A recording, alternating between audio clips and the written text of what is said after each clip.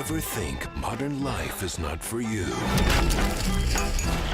Do you do the same dead-end job every day? There's no I in team, but there is an I in pie.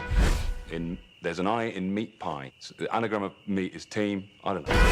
Is your love life dying on its feet? To a wonderful mum. Oh. Have you ever felt that you're turning into a zombie? In a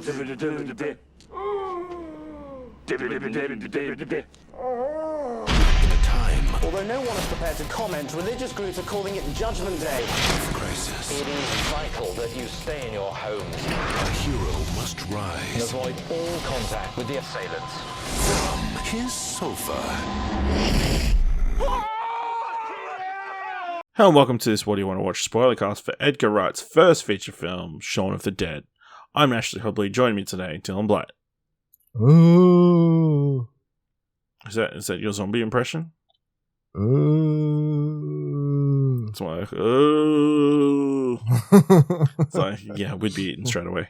I'll do a Dylan. Well, my name's Dylan, so maybe I should do like the Dylan Moran impression. I'm a zombie. Alright, please we're freely discussing anything and anything about the end of the movie. So if you haven't watched it, come back later. So with that said, let's jump to our discussion of Shaun of the Dead.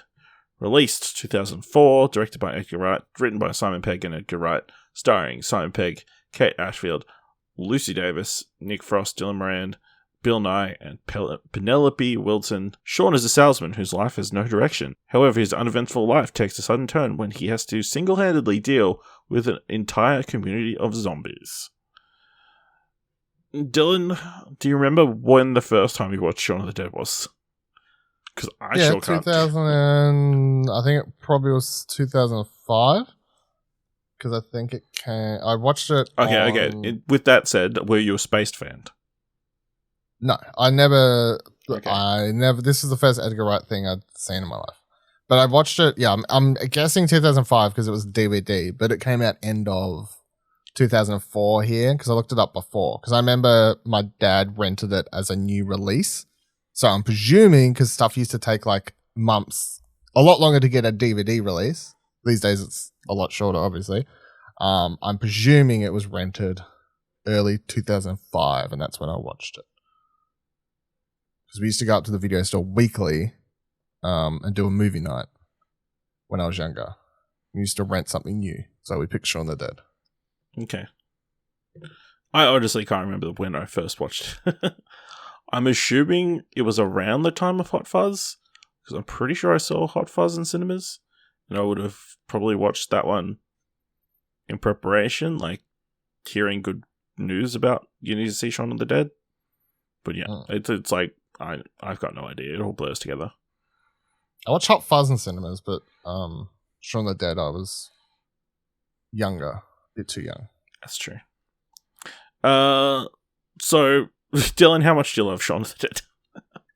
A lot. I think it's one of the movies I've watched the most in my life.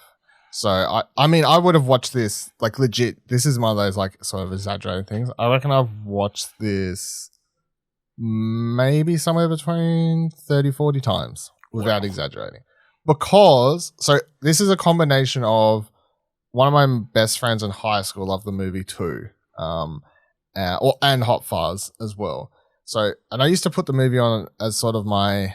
So these days, if I get sick, I just use it as a time. Like the last time I got sick, I just go, cool, I'm sick. I have no excuse not to just sit here. And I end up just watching a lot of stuff that I need to catch up on. And then I come on, what do you want to watch? And I'm like, here's all the things I've watched while I was sick. Like, that's kind of what I do at the time now. However, when I used to get sick and I didn't need to like be like, I better make good use of my time being sick. Like I used to just, they call it like a feel good, like sick movie. I used to put on Shaun of the Dead, basically every single time I was sick. And then also growing up, I'd say like when I was like a teenager through to late teenager, down at my friend's place, he used to put on Shaun of the Dead and Hot Fuzz a lot and would sit there and watch it over and over and over. And I'm not going to say a lot of these times we weren't under illegal substances while watching it, but we would watch the movie a lot. So I've seen it quite a few times and I've seen Hot Fuzz quite a few times too. Yeah, I haven't watched it that many times. You know, but yeah, I don't get sick that often. So Oh, yeah, I'm just fucking no sick over no. here. I don't know what. Yeah, I don't know. When I'm sick, I just I watch documentaries and shit. So that's weird. People are weird. But anyway, we're not talking about obviously Shaun of the Dead. Yeah, it's great. It's a it's a horror movie, but I don't think it's really a horror movie. It's not. There's very few scary moments. I don't think it's a scary movie. That's probably a better descriptor. No, it's not scary. It's not trying to be scary. No, it's definitely not. It's playing into the the ignorance of some people in light of this terrible pandemic that's happened. Kind of being oblivious to everything that's going around them. And that's kind of the fun of it, And it's not hard to believe that they would be. There's a couple of lines in here that kind of hit different in the half to like Bill's Nye's it's just a bunch of boys on drugs or whatever. There's nothing wrong going on outside, and all these people getting bit and then not doing anything about it. It's like, yeah, okay, that checks. It's like zombie movies have kind of changed in the last 2 years, I think. The thing that made me sort of appreciate this movie more than I already did, was I'd watched this movie countless times, and I just thought it was just a funny zombie movie. And then when I started watching and going back and doing I went for a stage where I was watching a lot of older zombie movies and doing that phase of my life where I was catching up. And of course I went through my George A. Romero backlog, because I'd seen the remake of Dawn of the Dead and stuff. I'd never watched any of the original George A. Romero films. I went all the way back to the Night of the Living Dead. And I get to the moment in that film where the character goes, I can't remember the character's name, but it goes, "They're coming to get you, Barbara." And I was like, oh my fucking God. And then suddenly when I was rewatching Shaun of the Dead, I realized that there's so many Romero jokes and lines and little things hidden, or not even hidden, just part of this film. But it made me like it more so that I found it completely funny. Didn't feel like I missed any of the jokes when I didn't have any of the context. And then when I went back and I'd watched these films, and I could now get the films that Edgar and Simon Pegg were obviously fans of and sort of riffing on here as the famous, the be all end all of zombie films, that suddenly I was picking up on more jokes. And it wasn't that I'd missed them. It's just they were there, and but there was other jokes. There's so many jokes and so many bits that you can watch this without having watched any, you don't need to be a horror movie fan to find it funny. You can just watch it. I think it's really well layered onion of a film that works on multiple angles. And that's why it's so funny and worked for so many people, I think. Yeah, yeah, absolutely. I think, and I think obviously Edgar Wright's style kind of elevates it as well. Obviously the fast cut elements and the other stuff that kind of, we came to expect from Edgar Wright films, at least from the Cornetto trilogy. It's probably Scott Pilgrim as well, Have you ever watched Space or no? I've watched the first season, okay. But it's been a while. Because that was one of those things. And I've still got some Edgar Wright stuff I've never been able to track down and watch, Fistful of Fingers or whatever his first film was called. But I remember when I found, the only way I could find Space to watch it is I randomly walked into a secondhand DVD store place one time, and they had the box set there, complete collection of Space. And I'd never purchased something so fast in my life. And it was kind of a little bit ripped, and it was the discs were, it wasn't perfect, but by God, best $20 I'd spent, and I've still got that out. I haven't packed that away. That's always sitting out if I ever need to rip out Space. But yeah, a lot of when I went back and watched Space, which was years after watching this and Hot Fuzz, not before The World's End, but between those Hot Fuzz and The World's End. But yeah, a lot of the Edgar Wright style is totally from you can see him get more and more at it through Space, and then having the bigger budget and everything. Shaun of the Dead, sort of him just going all in on what I guess he learnt making that TV show. Yeah, absolutely.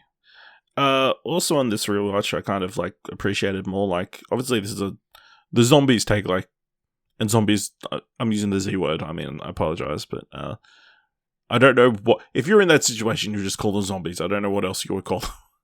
You wouldn't be like, oh, they're going to get offended if I call them zombies. It's like, no, they're zombies. I guess like appreciating the relationships in the show. It's like, is Ed a toxic friend who Shaun should just cut out of his life? Oh yeah, for sure. And so since you've said this, I want to bring up like 2 points. One that I was aware of, and one that I had, because I haven't watched this for a few years actually. Having said I used to watch it so much, I haven't watched this for a few years, and I actually picked up on something this watch that I never realized about the film. And I'm gonna set this up and say it hasn't ruined the movie for me. I'm not like canceling the film, but there's 2 things in this. One I was aware of, which is the gay line, which I don't actually mind, because I think it sort of just is them trying to say that's like that is the character with the very like very masculine like sort of dude bro type thing. The one I did not realize and I did not pick up until this watch, and I was like, oof, is when he says the N-word. I did not remember that at all being a thing. And that was the one where I was like, oh, the gay, like that thing, whatever. I guess, like, I can understand how some people may argue that's inappropriate or whatever. I think you could sort of, to a degree, like, you're not gonna, doesn't make the movie feel like, oh, you know, like when it happened, I was like, oh yeah, that's right, he says that. Bit weird, but whatever. Okay. I think I understand why he says that and the character type they were going for. But the M-word drop, oh. It's like, yeah. I mean, he lives in London or whatever, so I guess, you know, they're a little bit racist over there, you know? So that was the one where I'm like, maybe edit that one out if you do a re-release. Yeah. Like, I don't know if that's necessary. Just call him the C word again, you know? That's fine. I don't know if that's necessary. And if people are like, he doesn't say that, you're making that up. I'm not. I've watched it so many times. And this just goes to show that when I was watching this when I was younger, not an ounce of my brain ever went, that's inappropriate. Whereas now, my brain was like, what? Well, you're so inundated with that being wrong that it's like, you've been so indoctrinated and it shouldn't be said that when it's said, it's like more noticeable. Well, is it that I was never told? No, or was it the opposite where younger I wasn't, my brain wasn't aware that. It's like, what is that M word that he says? I've never heard it before. Well, I knew it. I would have known it. There was no part of my brain that was like, he shouldn't say that. What the hell was I going to say? Oh yeah, for people who are like, where's that happen? What's that happen?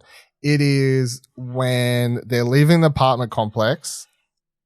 Yes. So when they're leaving the apartment complex after picking up Diane and the rest. He goes to when he drives up in the Jag to pick them up after they leave the complex. Yeah. So Nick Frost gets out of the car and goes, "Hey, M-words." And they get in the car in the Jag and they take off. Yeah, I think it's definitely meant to be cringeworthy and that kind of stuff. It's meant to be cringe. However, I would still say that was the one moment. If we're doing the whole like on this rewatch, what was weird? That was weird. Still totally enjoy the movie. It doesn't ruin it for me personally because I have like very much rose tinted glasses for this that I've watched so much. However, I could definitely understand if someone who's only watched this once or twice and they're like, yeah, I love that movie. And then they went to watch it. They're like, oh man, between that and the random like it's gay thing being thrown out there, kind of, I don't know. Like I'd understand if someone's not like a huge fan that they don't have the rose tinted glasses, that's going to ruin for them. I think that's totally fine. But yeah, that was the one random thing. Yeah, absolutely. But yeah, I think he's definitely a toxic friend who Shaun would be better off like kicking him out, dishing, you know. His life would I love all the foreshadowing between the movie too, which is always funny. Like you're going to end up like there's so much foreshadowing in this. It's like great. The lines, it's great. Every time someone says something, it actually ends up happening. Like, you know, next time I see you, I can't remember that, and like someone says something about Nick Frost, like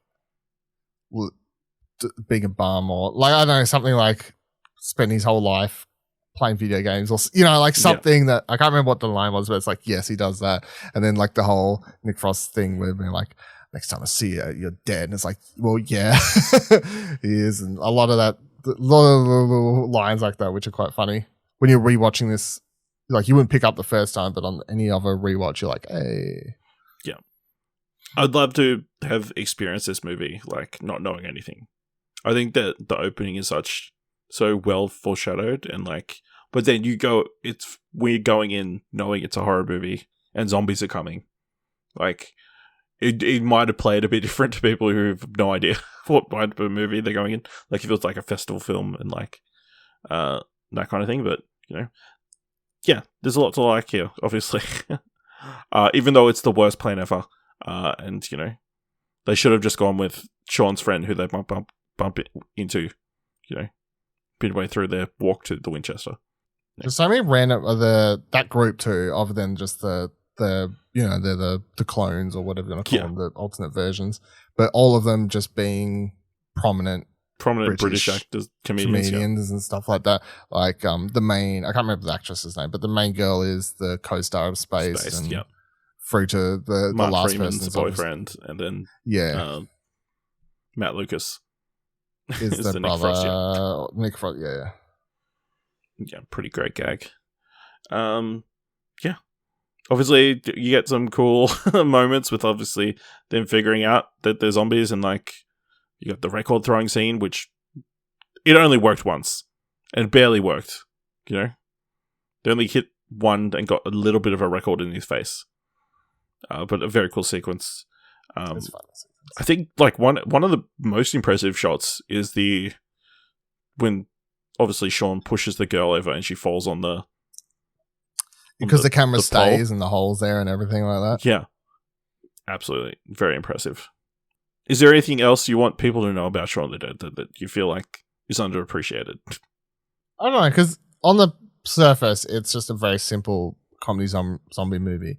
It is just all the little details and things that I think make the movie work so well, like the foreshadowing, the one-liners, the fact they like the first walkthrough where he's just like half asleep to the shop just so they can do it for the second time and have all the little things hidden in the details there, and it's all those tiny little moments, you know, like the bus ride, the person, like it's just everyone being drones, and it is a movie, and this follows through to Hot Fuzz as well, where it's like, again, that's another movie where you can actually see the big twist of that coming, and maybe we'll talk about that at some point in the future on some podcast. But it's like, that's, again, another movie where it's very similar, where it's like on a simple premise is you can boil it down what happens in one sentence like you can Shaun the Dead. It's like zombies, they hide out in a pub, army saves the day, you know?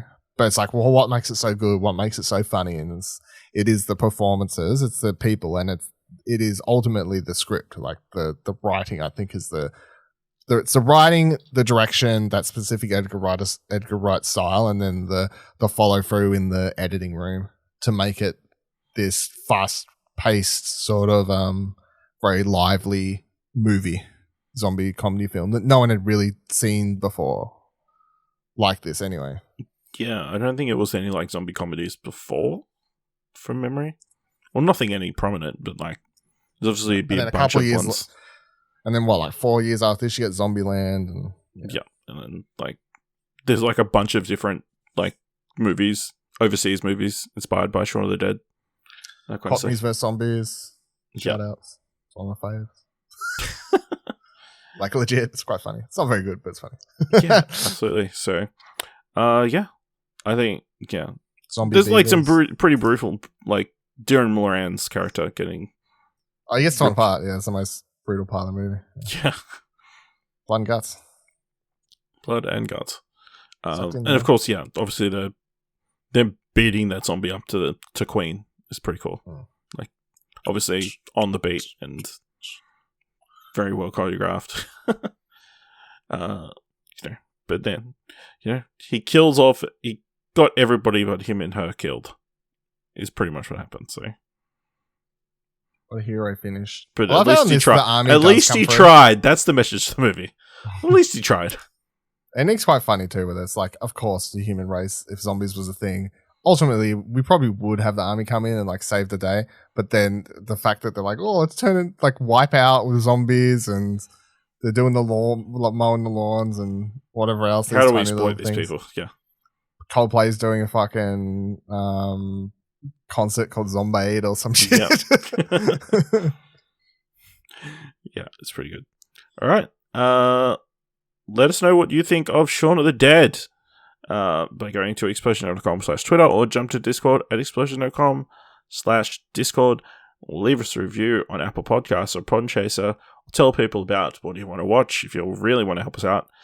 Or if you really like this episode and that was worth $1, head on over to our Ko-fi page at explosion.com/support. So, of course, we did this episode in preparation for the last night in Soho. We're planning to do a podcast sometime later this week, so keep your eyes out for that. But thank you very much for listening. And until next time, keep watching stuff, I guess. You're looking for a man I've taken a shortcut before. with the right moves.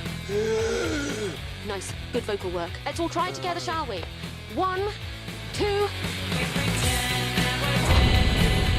The right lines. The only thing that will redeem mankind is cooperation. And the right partner. 2 seconds. And hold it there. Don't Sorry. call Shaun. Oi. Shaun.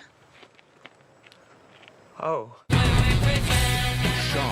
of the Dead. He's my husband, you know. I still love him. I've still got the ring on my finger. You go to bed with it?